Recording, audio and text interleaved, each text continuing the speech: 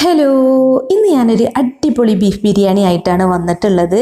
ഇത് നമുക്ക് ടപ്പേന്ന് ഉണ്ടാക്കാൻ പറ്റുന്നൊരു ബിരിയാണിയാണ് കേട്ടോ. കുറഞ്ഞ മസാലയാണ് ഈ ബിരിയാണിയുടെ ഒരു പ്രത്യേകത.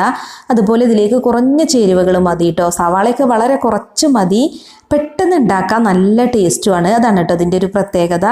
അപ്പോൾ ബിരിയാണി ഗാർണിഷ് ചെയ്യാൻ വേണ്ടിയിട്ട് ഒരു മീഡിയം വലുപ്പത്തിലുള്ള സവാളയും കുറച്ച് അണ്ടിപ്പരിപ്പും മുന്തിരിയും പിന്നെ കുറച്ച് കറിവേപ്പിലയും കൂടെ ഞാനിപ്പോൾ ഇവിടെ വറുത്തെടുത്തിട്ടുണ്ട്. അപ്പം ഞാനിപ്പോൾ ഈ സവാളയൊക്കെ വറുത്തെടുത്തിട്ടുള്ളത് ഒരു 4 ടേബിൾ സ്പൂൺ ഡാൽഡയും 4 ടേബിൾ സ്പൂൺ സൺഫ്ലവർ ഓയിലും പിന്നെ 2 ടേബിൾ സ്പൂൺ മിൽമയുടെ നെയ്യും കൂടെ ചേർത്തിട്ടാണ് കേട്ടോ. അപ്പോൾ നമുക്ക് ഈ എണ്ണയിലോട്ട് തന്നെ ഇനി നമ്മുടെ മസാലയിലേക്കുള്ള സവാളയും വറുത്തെടുക്കാം. അപ്പോൾ ഞാൻ ഈ ബിരിയാണിയിലേക്ക് സവാള വറുത്തെടുക്കുകയാണ് കേട്ടോ ചെയ്യുന്നത്. അല്ലാതെ നമ്മൾ സാധാരണ സവാള വഴറ്റിയെടുക്കുകയാണല്ലോ ചെയ്യാറ്. അപ്പോൾ ഞാനിപ്പോൾ ഇതിലേക്ക് 2 മീഡിയം വലിപ്പത്തിലുള്ള സവാള അതുപോലെ നേരിയതായിട്ട് കട്ട് ചെയ്തതാണ് ചേർക്കുന്നത്. അപ്പോൾ നമ്മൾ 1 കിലോ റൈസും 1 കിലോ ബീഫൊക്കെ ബിരിയാണി വെക്കുമ്പോൾ വെറും 2 സവാള മാത്രമാണ് കേട്ടോ മസാലയിലോട്ട് ചേർക്കുന്നത്. മീഡിയം വലിപ്പത്തിലുള്ള സവാള എടുത്താൽ മതി. ഇതിപ്പോൾ കണ്ടില്ലേ, നല്ലൊരു ഇളം ബ്രൗൺ കളറായി വന്നിട്ടുണ്ട്. അപ്പോൾ ഈ ഒരു കളറാവുന്നത് വരെ നമ്മളിത് വറുത്തെടുക്കണം. ഇനി ഇതിലേക്ക് 3 പച്ചമുളകും ഒരു ചെറിയ കഷ്ണം ഇഞ്ചിയും പിന്നെ ഒരു ചെറിയ തുടം വെളുത്തുള്ളിയും കൂടി ചതച്ചതാണ് ഇതിട്ട് കൊടുക്കാം. അപ്പോൾ ഇതിൻ്റെ പച്ചച്ചുവ മാറുന്നത് വരെ വഴറ്റിയെടുക്കണം കേട്ടോ. അപ്പോൾ സവാള നല്ല പോലെ വറുത്തിട്ട് നമ്മൾ മസാല ഉണ്ടാക്കുകയാണെന്നുണ്ടെങ്കിൽ നല്ലൊരു ടേസ്റ്റാണ്. ഇനി ഇതിലേക്ക് ഒരു കറുവപ്പട്ട പിന്നെ 5 ഏലയ്ക്ക 5 ഗ്രാമ്പുമാണ് ഇട്ട് കൊടുത്തിട്ടുള്ളത്. പിന്നെ ഒരു 1/4 ടീസ്പൂൺ ഗരം മസാല, പിന്നെ 1/4 ടീസ്പൂൺ മഞ്ഞൾപ്പൊടി, 1 ടീസ്പൂൺ മല്ലിപ്പൊടി, പിന്നെ മുളക് പൊടി 1 ടീസ്പൂണാണ് ചേർക്കുന്നത്. ഞാൻ പറഞ്ഞല്ലോ വളരെ കുറഞ്ഞ മസാല മാത്രം മതി ബിരിയാണിക്ക്, എന്നാലും നല്ല സൂപ്പർ ടേസ്റ്റാണ് കേട്ടോ.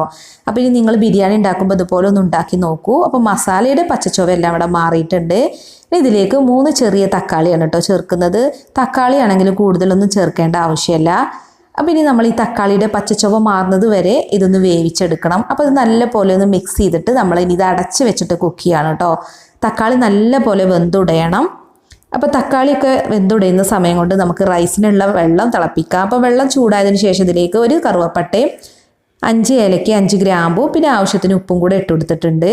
ഇനി ഇതിലേക്ക് ചേർക്കുന്നത് കൈമ ജീരകശാല അരിയാണ് കേട്ടോ. അപ്പോൾ ഞാൻ 1 കിലോ ആണ് എടുത്തിട്ടുള്ളത്. അപ്പോൾ നല്ലപോലെ കഴുകിയതിന് ശേഷമാണ് ഇപ്പോൾ ഈ വെള്ളത്തിലോട്ട് ഇട്ട് കൊടുക്കുന്നത്. അല്ലാതെ ബിരിയാണി അരി കുതിർത്തിട്ടൊന്നുമില്ല കേട്ടോ. അപ്പോൾ നമുക്ക് ഇഷ്ടമുള്ള ബിരിയാണി അരി എടുക്കാം. ഞാനിപ്പോൾ കൈമ എടുത്തത്. കൈമ കൊണ്ട് ബിരിയാണി ഉണ്ടാക്കുക അതൊരു പ്രത്യേക ടേസ്റ്റാണ്. അപ്പോൾ നമ്മുടെ തക്കാളി വെന്തുടഞ്ഞിട്ടുണ്ട്. ഇനി ഇതിലേക്ക് ഒരു 1/2 കപ്പ് തൈരാണ് ചേർക്കുന്നത്. പിന്നെ ഒരു കൈപ്പിടിയോളം മല്ലിയിലയും പുതിനയിലയും കട്ട് ചെയ്തതും ചേർത്തിട്ടുണ്ട്. പിന്നെ ഈ മസാലയിലേക്ക് ആവശ്യത്തിനുള്ള ഉപ്പ് ഇട്ട് കൊടുക്കുക കേട്ടോ. ഇനി നന്നായിട്ട് ഇതൊന്ന് മിക്സ് ചെയ്തെടുക്കുക. അപ്പോൾ നമ്മുടെ മസാല ഇവിടെ റെഡി ആയിട്ടുണ്ട്. ഇത്രയേ ഉള്ളൂ ബിരിയാണിയുടെ മസാല. ഇനി ഞാനിപ്പോൾ 1 കിലോ ബീഫ് വേവിച്ചതാണ് ഇതിലേക്ക് ചേർക്കുന്നത്.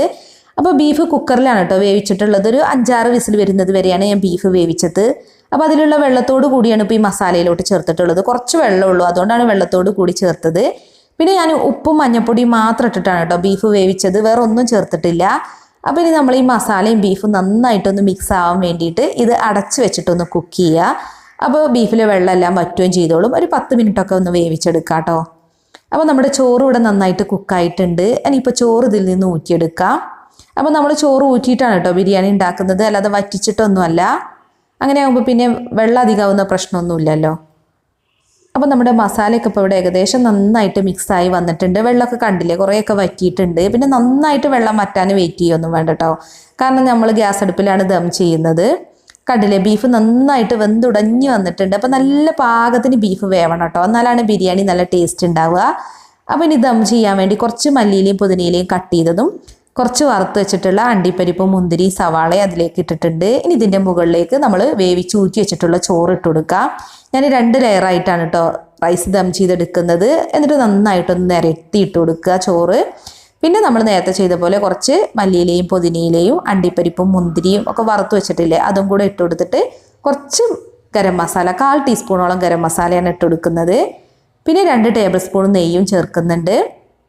നെയ്യ് ഉരുക്കണം എന്നൊന്നുമില്ല കേട്ടോ, നമ്മളിതുപോലെ ഇട്ടാലും മതി. എന്നാൽ തന്നെ നമ്മൾ ദം ചെയ്യുമ്പോൾ ഉരുക്കിക്കോളും. പിന്നെ ബാക്കിയുള്ള ചോറും കൂടെ ഇതിൻ്റെ മുകളിലേക്ക് ഇട്ട് കൊടുക്കുക.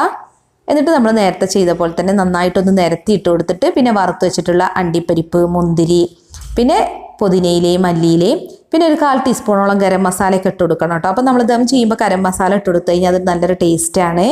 പിന്നെ 3-4 ടേബിൾ സ്പൂൺ നെയ്യ് ഞാൻ ചേർക്കുന്നുണ്ട്. നമ്മൾ റൈസിൻ്റെ മുകളിൽ കുറച്ച് കൂടുതൽ നെയ്യ് ചേർക്കണം കേട്ടോ. നെയ്യ് കൂടുതൽ ചേർത്ത് കഴിഞ്ഞാൽ ബിരിയാണിക്ക് ഒരു പ്രത്യേക ടേസ്റ്റാണ്. ഇപ്പോൾ നിങ്ങൾക്ക് നെയ്യ് കുറച്ചാണ് ചേർക്കാൻ താല്പര്യം വെച്ചാൽ അങ്ങനെയും ചെയ്യാം. അപ്പോൾ ഒരു സിൽവർ ഫോയിൽ പേപ്പർ വെച്ചിട്ട് ഞാൻ ഇതിപ്പോൾ ഒന്ന് കവർ ചെയ്തെടുത്തിട്ടുണ്ട്. എന്നിട്ട് അതിൻ്റെ മുകളിൽ അതിൻ്റെ ലിഡും വെച്ച് കൊടുക്കുക. ഇനി നമ്മൾ കുറഞ്ഞ തീയിൽ ഒരു 20 മിനിറ്റ് ഒന്ന് ദം ചെയ്താൽ മതി കേട്ടോ. അത് നോൺ സ്റ്റിക്ക് പാൻ ആയതുകൊണ്ട് തന്നെ അടി പിടിക്കില്ല. ഇനിയിപ്പോൾ നിങ്ങൾക്ക് അടി പിടിക്കുന്ന പേടിയുണ്ടെങ്കിൽ ഒരു പയ തട്ട് വെച്ചിട്ട് അതിൻ്റെ മുകളിൽ ദം ചെയ്തെടുത്താൽ മതി. അപ്പോൾ നമ്മുടെ ബിരിയാണിയൊക്കെ ഇപ്പോൾ ഇവിടെ നല്ല പോലെ ദമ്മായി വന്നിട്ടുണ്ട് കേട്ടോ. നല്ലൊരു സ്മെല്ല് വന്നപ്പോഴാണ് ഞാനിപ്പോൾ ഇത് ദമ്മ് പൊട്ടിച്ചത്. 20 മിനിറ്റോളമൊക്കെ ഞാൻ ദം ചെയ്തിട്ടുണ്ടായിരുന്നു. ലോ ഫ്ലെയിമിലിട്ട് വേണം നമ്മൾ ദം ചെയ്യാൻ. അപ്പോൾ നന്നായിട്ടൊന്ന് മിക്സ് ചെയ്യുക. കണ്ടില്ലേ, ബീഫ് നന്നായിട്ട് വെന്തിട്ടുണ്ട്.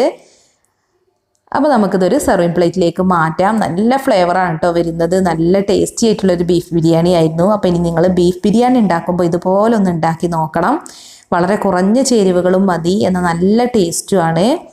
അപ്പോൾ നിങ്ങൾക്ക് വീഡിയോ ഇഷ്ടമായിട്ടുണ്ടെങ്കിൽ ഒന്ന് ലൈക്ക് ചെയ്യുക, ഷെയർ ചെയ്യുക. അതുപോലെ നിങ്ങളുടെ വിലയേറിയ അഭിപ്രായങ്ങൾ കമൻറ്റ് ചെയ്യാനും മറക്കരുത്. പിന്നെ ചാനൽ ഒന്ന് സബ്സ്ക്രൈബ് ചെയ്യണം കേട്ടോ. അപ്പോൾ മറ്റൊരു അടിപൊളി റെസിപ്പിയുമായി വീണ്ടും കാണാം. താങ്ക്